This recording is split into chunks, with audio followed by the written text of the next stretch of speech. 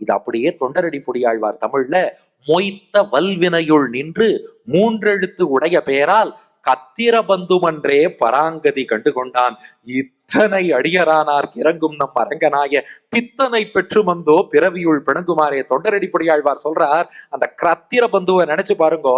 கத்திர பந்து விமதி மொய்த்த வல்வினையுள் நின்று ஈ மொய்க்கிற மாதிரி அத்தனை பாபங்கள் அவனை மொய்க்கிறது. ஆனா மூன்றெழுத்துடைய பெயரால் 3 எழுத்து பேரை சொன்னான்னு. அது என்ன 3 எழுத்து? தமிழ்ல 4 எழுத்து வரும், சம்ஸ்கிருதத்துல 3 அச்செழுத்து. கோவிந்தா சம்ஸ்கிருதத்துல 3 அச்செழுத்து. அது ஒருத்தர் கேட்டார், ஏன் சார் இப்படி குழப்பணும், மொய்த்தவல் வினைகுள் நின்று கோவிந்தா என்ற பெயரால்னு சொல்லியிருக்கலாமேனா. அது அழகா வியாக்கியானம் பண்றார் பெரியவாச்சான் பிள்ளைங்கிற மகான். தொண்டரடி பொடியாழ்வார் சொன்னாராம், நான் பாட்டுக்கு கோவிந்தா என்ற பெயரால்னு எழுதியிருந்தேன்னா, ஆமா இவருக்கு வேற வேலை இல்லை, இவர் எப்ப பார்த்தாலும் கோவிந்தான்னு சொல்லுவாருன்னு நம்ம கண்டுக்காம போயிடுவோமா.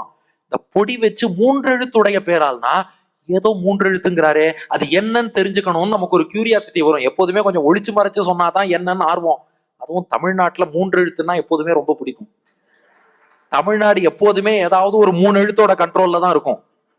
அது திரையுலகமோ அரசியலோ எந்த நிலையில வேணாலும் பாருங்க, ஏதாவது ஒரு 3 எழுத்து தான் எப்போதுமே கண்ட்ரோல். அதனால 3 எழுத்துன்னு பாடிட்டோம்னா அது என்ன 3 எழுத்து அப்படின்னு தெரிஞ்சுக்கணும்னு மக்கள் வருவார்கள்.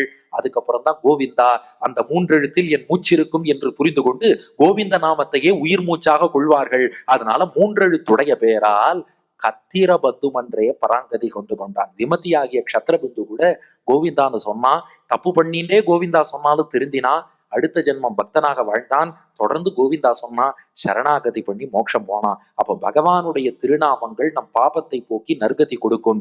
இதுதான் கலியுக தர்மம் நம்பர் 1. நம்பர் 2, இந்த கலியுகத்துல நாம் பெருமாளை எப்படி தரிசிக்கலாம்னா, திருக்கோவிலிலும் இல்லங்களிலும் விக்கிரக வடிவில அர்ச்சாவதாரம்னு இருக்காரே, அந்த வடிவம் தான் இறைவனை தரிசிப்பதற்கு கலியுகத்தில் ஏற்ற வடிவம். நம்மளால தபஸ் பண்ணி பார்க்கடலுக்கெல்லாம் போய் பெருமாளை சேவிக்க முடியாது. தியானம் யோகத்துல ஈடுபட்டு அந்தரியாம தரிசிக்கிறதெல்லாம் நமக்கு கஷ்டம். பெருமாள் அவதரிப்பாரானா கலியுகத்துல பெருசா அவதாரமே கிடையாது. எப்ப நான் அவதாரத்துக்காக காத்திருக்கிறது? அப்போ நல்லவனோ கெட்டவனோ, ஆஸ்திகனோ நாஸ்திகனோ, மனிதனோ மிருகமோ, எல்லார் கண்ணுக்கும் தெரியும்படி அர்ச்சாவதாரம்னு திருக்கோவில்ல இருக்கார் பாருங்க. கலியுகத்திலே பகவானை தரிசிப்பதற்கான வழி அதான். திருமங்கையாழ்வார் பாடுகிறார், பிண்டியார் மண்டை ஏந்தி பிறன்மனை திரிதந்துண்ணும் உண்டியான் சாபம் தீர்த்த ஒருவனூர் உலகமேத்தும் கண்டியூர் அரங்கம் மெய்யம் கச்சி பேர் மல்லை என்று மண்டினார் உயலல்லால் மற்ற யாருக்கு உயலாமே.